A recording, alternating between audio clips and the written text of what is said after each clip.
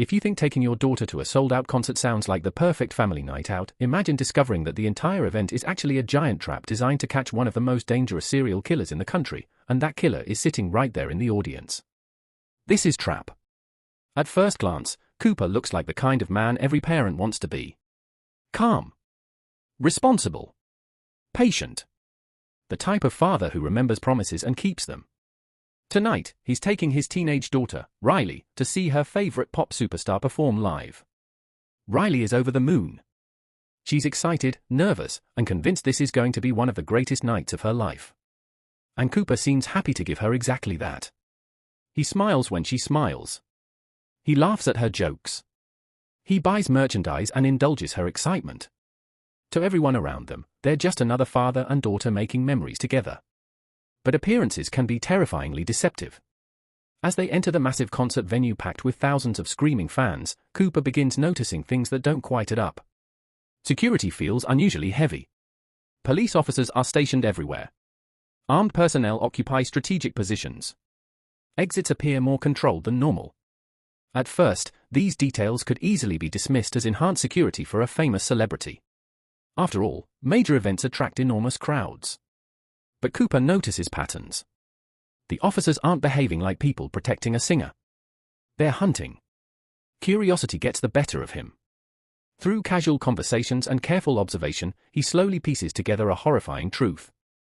The FBI has received intelligence that a notorious serial killer known as the Butcher will be attending tonight's concert. The entire event. The thousands of fans. The elaborate security measures. Everything has been transformed into one enormous operation designed to trap a monster before he escapes again. Most people hearing this information would be terrified. Cooper has a different reaction. He becomes alarmingly calm. Because Cooper isn't worried about being near the Butcher. Cooper is the Butcher. Suddenly, the movie shifts from a suspense thriller into something far more unsettling. We aren't following the detective. We're following the predator. And the predator has just realized that the walls are closing in. As Riley continues enjoying the concert without a clue about the nightmare unfolding around her, Cooper's mind races. He can't panic. Panic leads to mistakes. Mistakes get people caught. He needs to think. Fast. That's what made him successful all these years. He wasn't stronger than everyone else. He wasn't luckier. He simply understood how people behaved. He knew how to blend in. How to wear normalcy like a costume. To neighbors, he was friendly. To strangers, forgettable. To his daughter, he was dad. And that mask had protected him for years. Now, for the first time, that mask is beginning to crack. While dazzling performances light up the stage and fans scream with excitement, Cooper quietly studies the venue like a chess player analyzing a board. Every exit. Every security checkpoint. Every officer. Every possible weakness. He tests boundaries through harmless interactions, pretending to be cooperative while calculating escape routes. Meanwhile, Riley remains blissfully unaware. She talks about school. Her favorite songs. Future plans. Small moments that reveal the heartbreaking reality that she genuinely loves and trusts her father. And that's what makes everything so disturbing. Because despite the horrific truth hidden beneath the surface, Cooper does care about Riley in his own twisted way. His affection appears real. His protectiveness feels genuine.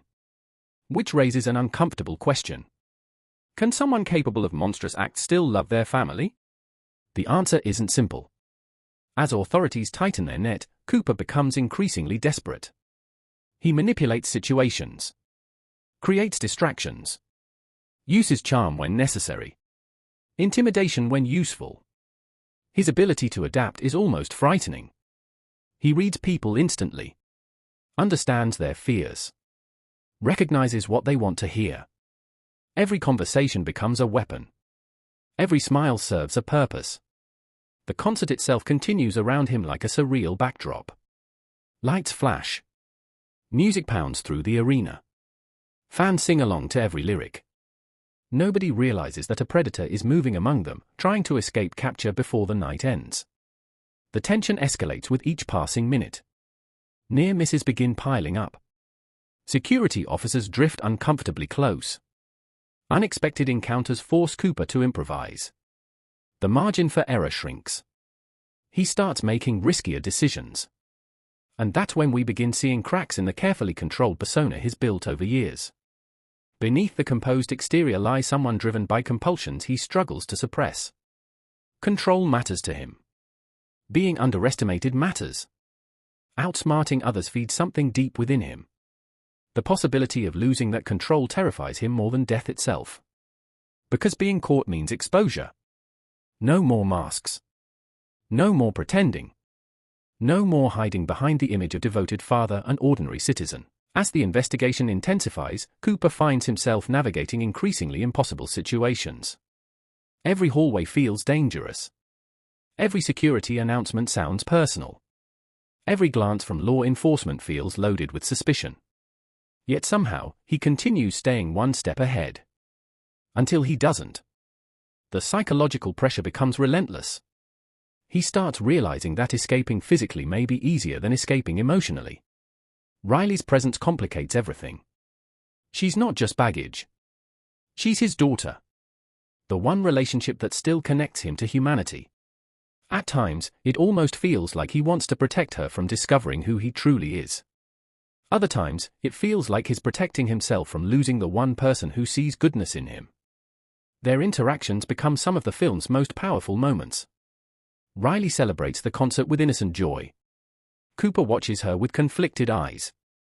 For brief moments, he appears less like a monster and more like a father trying desperately to preserve a version of himself that never truly existed. But reality refuses to stay buried forever. The net around him tightens. Investigators close in. Questions multiply. Opportunities vanish. Eventually, Cooper is forced into increasingly reckless choices. Each decision carries consequences. Each lie demands another lie. The carefully constructed life he built begins collapsing under the weight of truth. And here's where Trap becomes far more than a thriller about escape. It's a story about identity. About the masks people wear. About the terrifying gap between how others see us and who we actually are. Cooper spent years perfecting his performance. He understood exactly what society expected from a good man. So he gave people precisely that image. No one questioned it. Because evil rarely announces itself. It smiles. It volunteers. It attends school events. It remembers birthdays. And sometimes, it takes its daughter to concerts. As chaos continues unfolding behind the scenes, Riley slowly begins sensing that something isn't right. Tiny inconsistencies emerge. Her father's behavior changes. His reassuring presence becomes unpredictable. The man she trusted completely starts feeling unfamiliar. Watching that trust deteriorate is devastating. Because Riley isn't losing a hero. She's realizing that hero never existed. The truth about Cooper threatens to destroy more than his freedom. It threatens to shatter his daughter's entire understanding of love, safety, and family. No amount of explanations can repair that damage. No justification can erase betrayal. As the climax approaches, every decision carries unbearable weight. Fight. Surrender. Protect Riley. Protect himself. Tell the truth. Maintain the lie. The walls finally close in. The hunter becomes the hunted. The man who spent years controlling every situation finds himself confronting something he cannot manipulate. Consequences. And consequences don't negotiate. The final stretch is filled with mounting suspense as hidden truths collide with emotional devastation. Choices made long before this concert finally demand payment. Cooper discovers that intelligence alone cannot save him. Preparation has limits.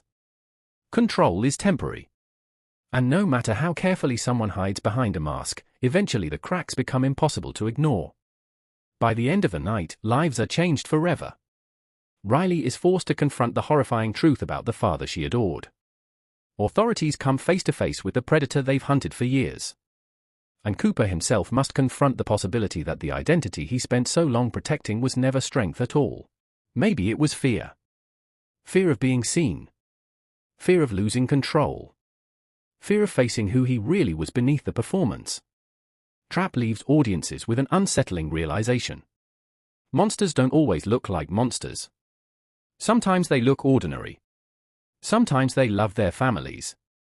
Sometimes they blend seamlessly into everyday life. And that's exactly what makes them terrifying. Because evil isn't always hiding in dark alleys waiting to be discovered. Sometimes it's standing beside you in broad daylight, smiling for photographs and cheering during your favorite song. As the credits roll, one question lingers in your mind long after the story ends.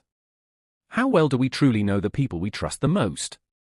And if the masks around us suddenly disappeared, would we recognize the faces underneath?